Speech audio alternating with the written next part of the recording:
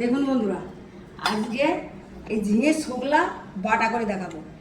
রসুন, কাঁচা লঙ্কা, ঝিঙের শুকলা পরিষ্কার করে ধুয়ে আমি সেদ্ধ করে রেখেছি।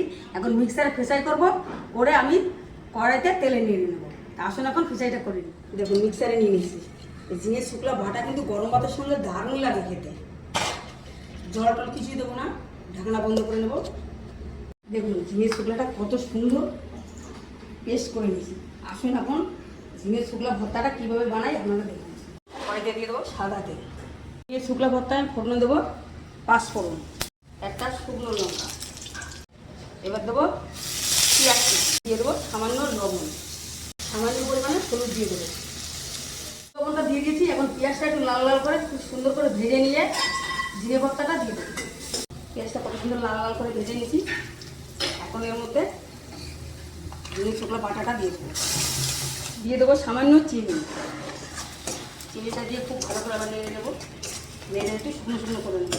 দেখুন আমাদের ঝিঙের শুকলা ভর্তা পুরো রেডি।